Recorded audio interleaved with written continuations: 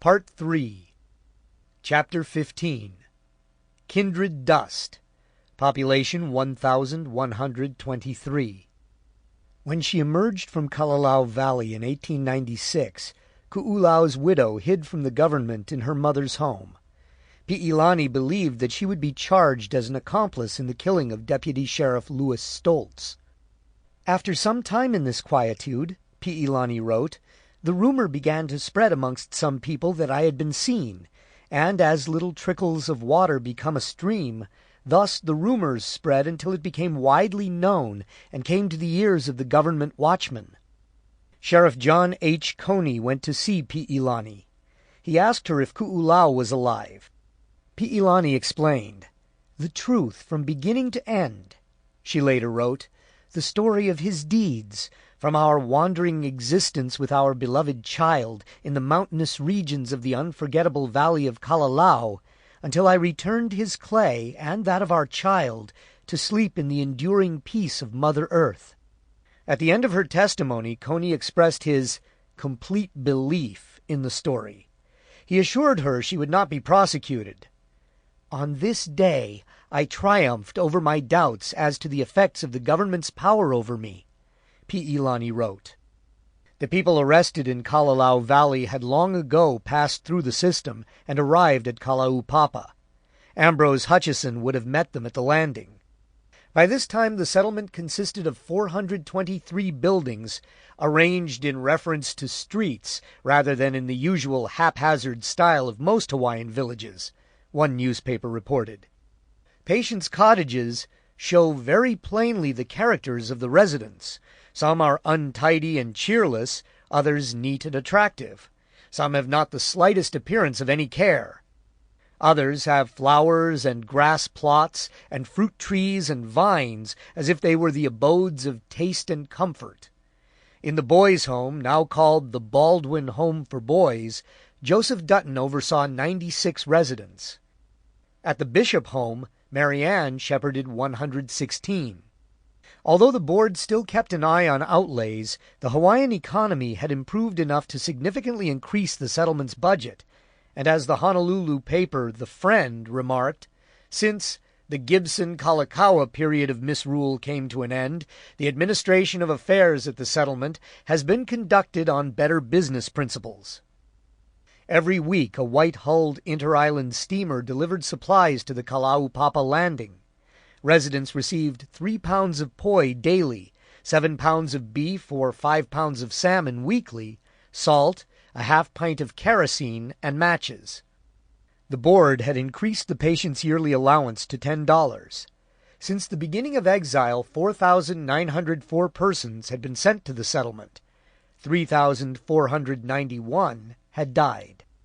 Of late, the patients were perishing less rapidly, however, a consequence of better food and medical care, and the simple fact that most exiles with the lepromatous form of the disease had already expired, leaving a majority of milder tuberculoid cases.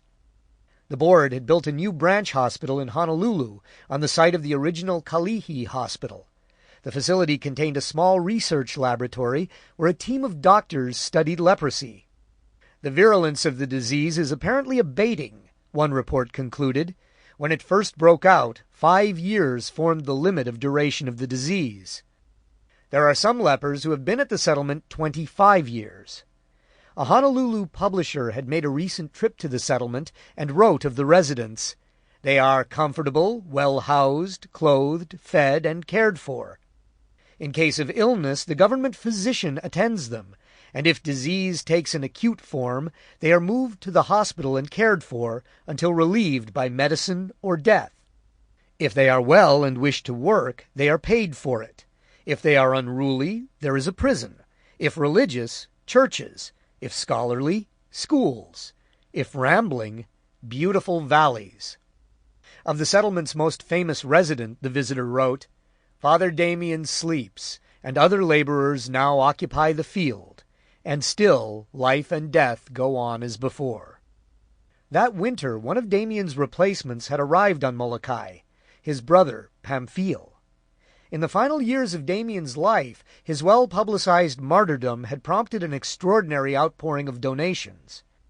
Eager to capitalize on the charity-inspiring notion of one brother taking up for his fallen sibling, Sacred Heart's officials had pulled Pamphile from his academic post and dispatched the 58-year-old to Molokai. He laid aside his cherished books and left the famous college in which the best years of his life had been spent in study and teaching to go forth to the succor of the miserable denizens of Molokai, the Brooklyn Eagle reported. When the writer inquired about the motives for his mission, Pamphile simply responded that he had been asked to undertake it and that it was his duty to obey. He lasted 21 months in the settlement before hurrying back to Europe. One morning after Pamphile had departed, a patient named John Unea canvassed the community recording a census. As he went door to door, Unea wrote down each resident's name, age, house number, and job. Most entries give no occupation, but those that do are recorded as machinist, horseman, teamster, cook, painter, notary public, steward, fisherman, school teacher, and jailer. 4 people are identified only as prisoner. House number 287 in Kalawao was noted as the residence of Dutton Joseph, manager for Boys' Home. A 36-year-old Pennsylvania man, John Wilmington, was listed as storekeeper. At house number 267, John Unea found a 41-year-old man and his 42-year-old wife.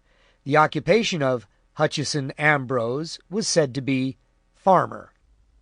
A Honolulu reporter recently wrote of Hutchison, "The government is fortunate in having as the acting superintendent a half-white of marked ability.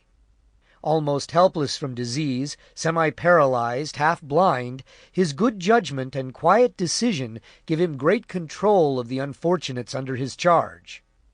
In the years since Damien's death, Hutchison had become increasingly devout, embracing a rigid Catholicism in tribute to his friend. The intensity of his faith created administrative problems. If a steamer arrived on Sunday, Hutchison refused to allow it to be unloaded to protect the Sabbath. Some residents claimed that he showed favoritism to the Catholics in the settlement and bias toward others.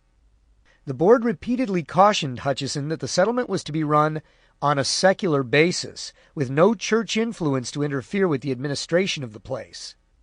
He replied that he was giving the best that was in me to fill the arduous duties of my office. In September 1897, Hutchison opened the weekly mail packet and read his latest orders from the board. Its members had voted to instruct Mr. Hutchison at the leper settlement that all dogs except poodles be killed. One of the anti-mongrel movements that periodically swept Honolulu was in force, and the press was lamenting the number of cur dogs in the islands. The great unknowns and small snarly yows, untaxed, unclaimed, and unfriended. The board had decided that dogs were a nuisance in the settlement, too. Hutchison was told to destroy any male dog that weighed more than 20 pounds or stood higher than 16 inches, and all female dogs. Reluctantly, he began to measure and weigh his neighbors' pets. He shot 157 animals, cremating the carcasses in an oven. Several months later, Hutchison resigned as superintendent. He decided to work in his garden instead. By the time Hutchison gave up power, Rudolph Meyer had also vanished from the scene. Meyer had grown big-bellied over the years, bald and sallow-eyed. After 30 years as manager, he was tired of the colony. His position is not one which would be sought by most men, the New York Times had commented, and Meyer finally reached the same conclusion. The place seemed to bring him bad luck, and had, almost from the very beginning. In 1866, just weeks after the first exiles landed, an epidemic of typhus killed Meyer's 6-year-old daughter Bertha. He carved a family plot on a flat piece of land set back from the cliff. Bertha was the first to be interred. Over the coming decades, the graveyard filled with dozens of Meyer's descendants, who appeared to be spectacularly cursed. One grandson was beaten to death on the Kaunakakai waterfront, then thrown into the sea by his unknown assassins. Another grandchild, 15-year-old Otto Jr., ventured out to hunt spotted deer and never returned. They found him in the topside brush, with an errant bullet in his head. Meyer's grandson Harvey became unbalanced and died in a sanitarium, and another descendant was working in a sand pit on a Molokai beach when the walls collapsed, smothering him alive. He was trapped for many hours before they were able to free his body, a relative reported. One spring morning, Emma Meyer, Rudolph's 3-year-old granddaughter, plucked an oleander from a hedge in the yard, popped it in her mouth, and was poisoned. The family buried Emma in the Meyer cemetery, too. On June 12, 1897, 72-year-old Rudolph Meyer had passed away unexpectedly while visiting his daughter Elizabeth at her home in Honolulu.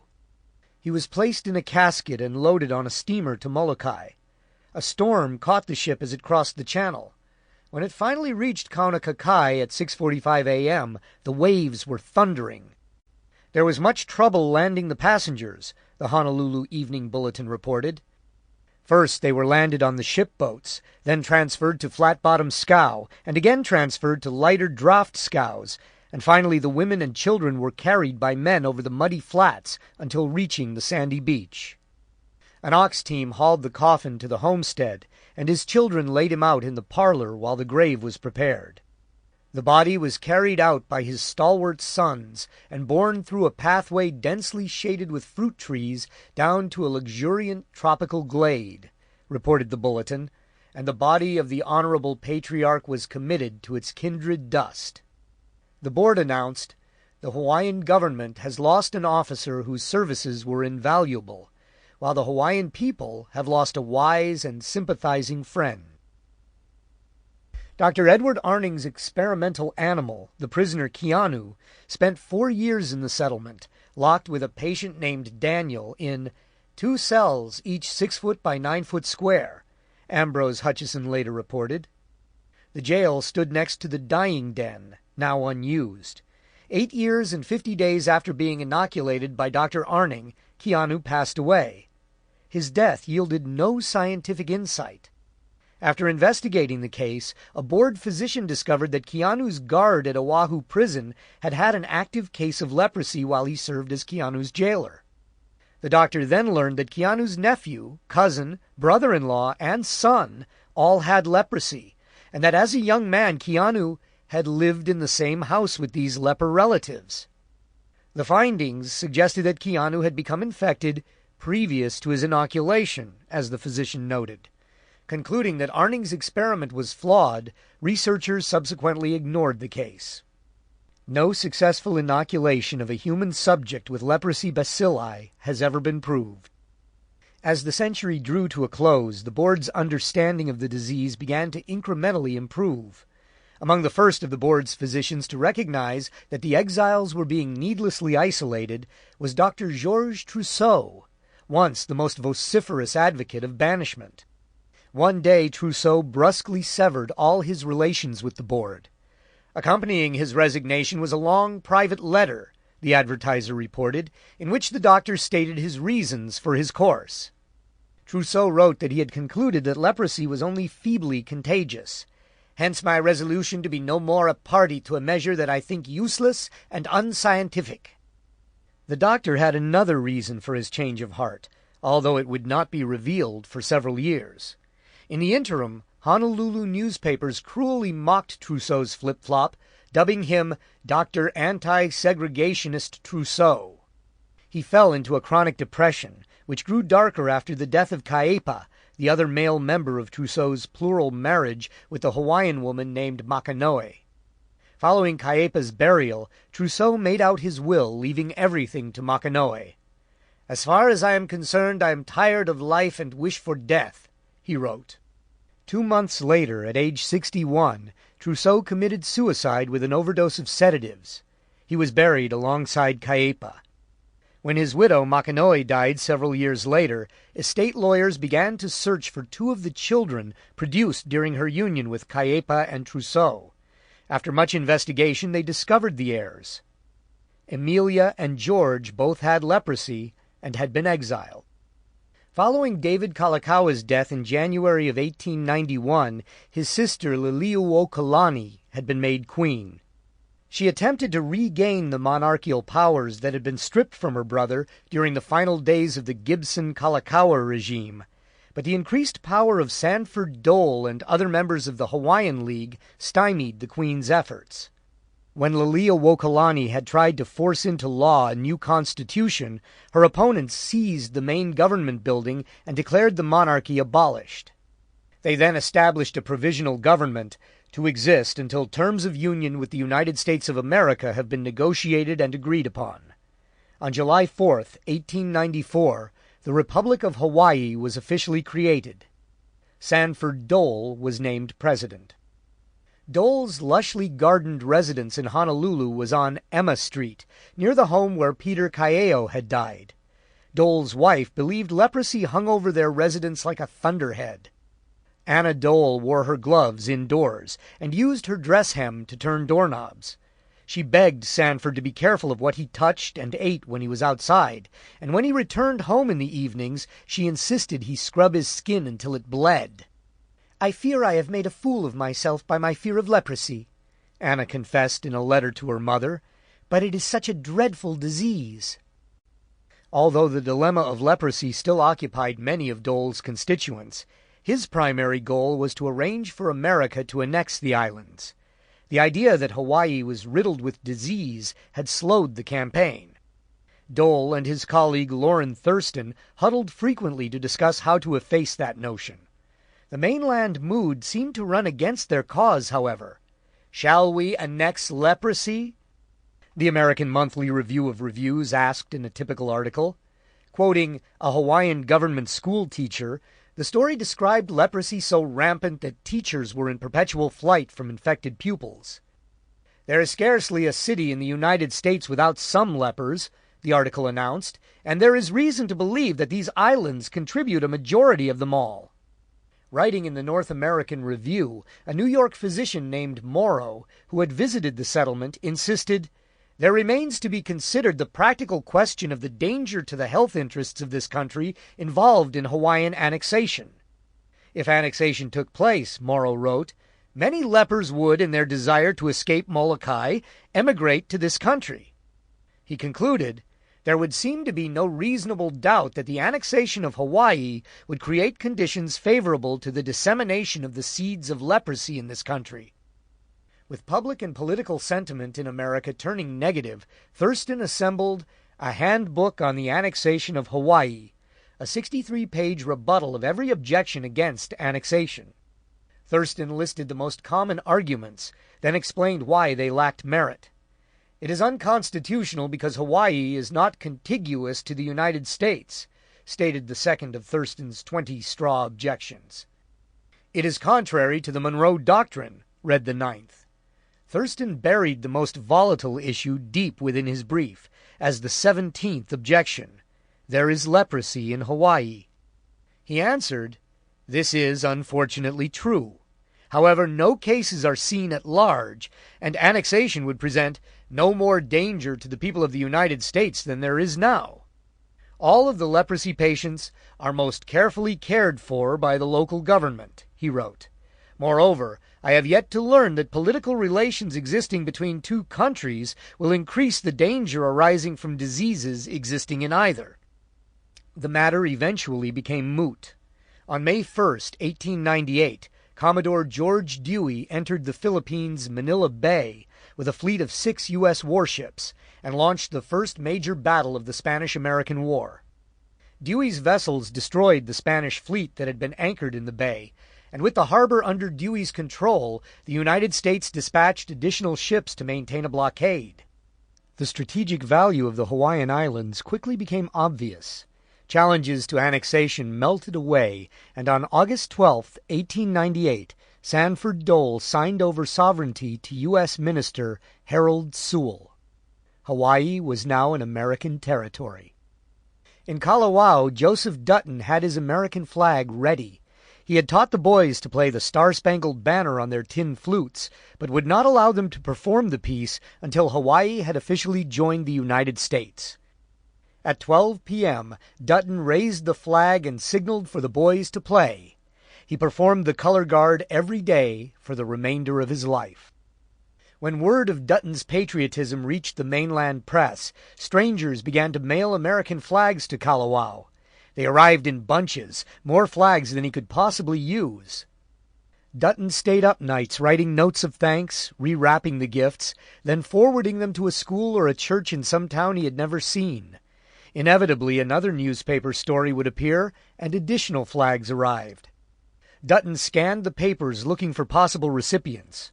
One day he read about St. Catherine's Industrial School, a struggling orphanage in Memphis. Dutton sent the orphans a flag.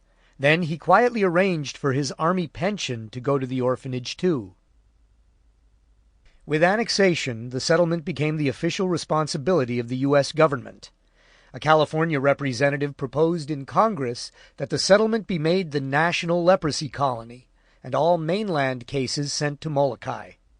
Control would fall to the U.S. Public Health and Marine Hospital Service, which operated quarantine facilities at U.S. ports of entry, screening for all idiots, insane persons, paupers, or persons likely to become public charges, and persons suffering from a loathsome or dangerous disease.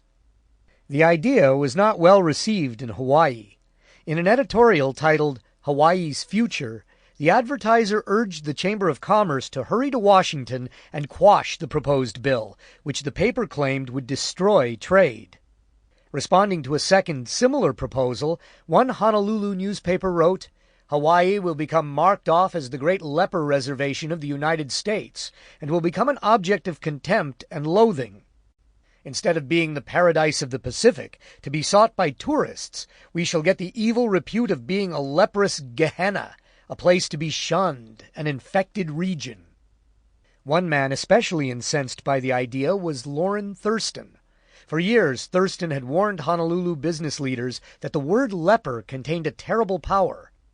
Its mere mention could collapse the island's fledgling tourism industry, which Thurston oversaw as the founder of the Hawaiian Bureau of Information. He believed that much damage had already occurred. Stop a man on the street in New York City and quiz him about Hawaii, and he was sure to blurt something about leprosy and probably Father Damien. Thurston had experienced this frustrating phenomenon in person several years earlier. In one of his early promotional efforts, Thurston had created the Cyclorama Company and secured space on the midway of the 1893 Chicago World's Fair, intending to introduce Hawaii as a vacation destination. His lure was the active volcano Kilauea, viewable in person for the price of a steamer ticket. To whet tourist appetites, Thurston had commissioned an artist to sketch Kilauea in action. He then had a cyclorama built, 60 feet high and 420 feet long, rotated by hidden motors. Colored lights and fans threw stylized lava into the sky, rumbled the ground, and hissed steam. It was, he wrote, a wonderfully realistic spectacle. Thurston printed 50,000 copies of a brochure, Paradise of the Pacific and Inferno of the World, to further set the hook. Just as the cyclorama began to turn, however, Ku'ulau had murdered Deputy Sheriff Louis Stoltz and escaped into Kalalau Valley. Mainland press pounced on the lurid tale, quickly forgetting Thurston's volcano. From that day forward, it seemed to Thurston that every time a newsman wrote about Hawaii, he felt compelled to mention leprosy. "Everyone visiting the Hawaiian Islands has been cautioned against leprosy," the New York Times remarked in April 1894, "and no doubt has looked round very carefully at first, expecting to see lepers at every turn." The article was not an anomaly. For a period at the end of the century, clerks compiling the yearly index of Times stories would leave the entry beneath the heading Hawaiian Islands blank with the notation, "See leprosy." Over the years, Thurston had launched multiple schemes to recast Hawaii as a place of healthful rest. He created advertising pitches centered on Hawaiian music, the hula, and the temperate climate.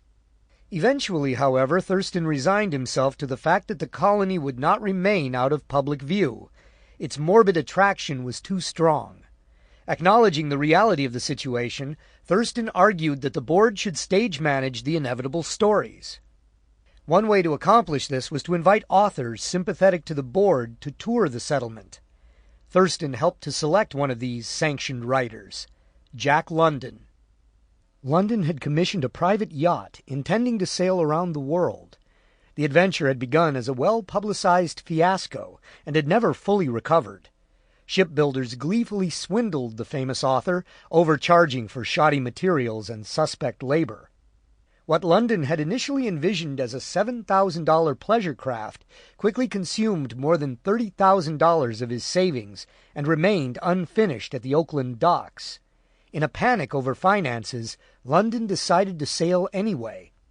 He needed to start filing the magazine articles he had pre-sold to fund the trip. London reported to one friend, "We shall complete the boat when we get to Honolulu." The Snark, as London named the yacht, was 45 feet long, a two-mast ketch that required only 6 crew members. London had no trouble choosing 4: himself, his wife Charmaine, her step-uncle Roscoe, and London's Japanese cabin boy.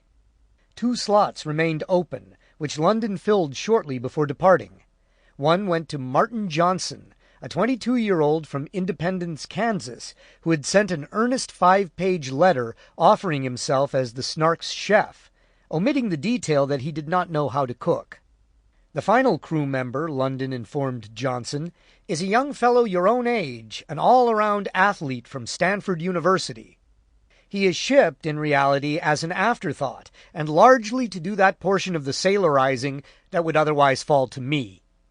London did not know the young man well, but he was strong and seemed capable. People mentioned that as a boy he had lived in Hawaii, and that his mother was a widow. London reported to Martin Johnson that his fellow crew member was called Bert. In fact, the young man's full name was Herbert Stoltz.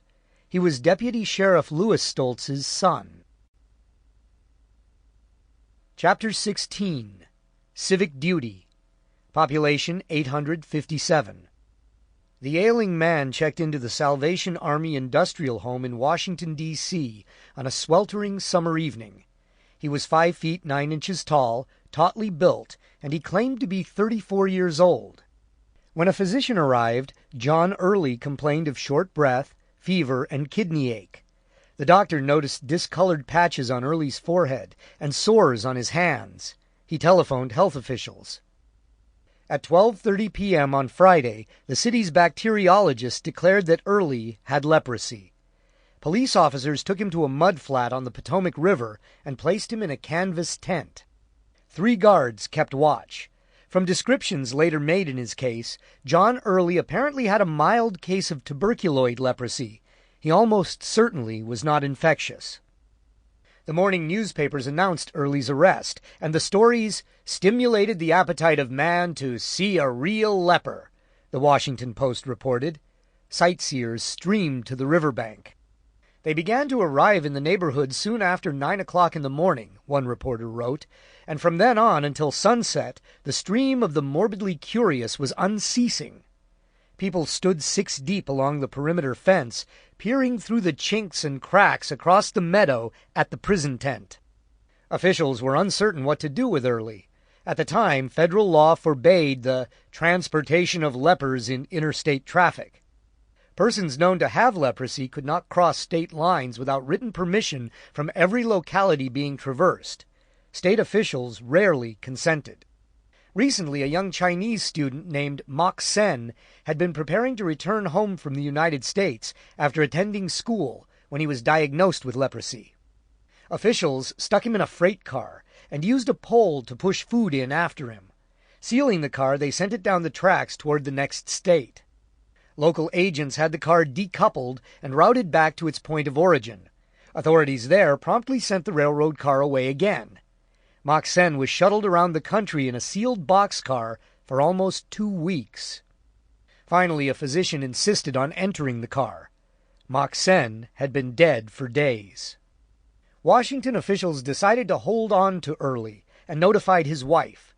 Lottie Early was 5 feet tall, weighed 95 pounds, and had, one reporter wrote, grave, brooding, deep-set eyes of wistful sorrow. By the time she arrived from their home in North Carolina, that state's attorney general had announced that neither she nor her husband were welcome to return.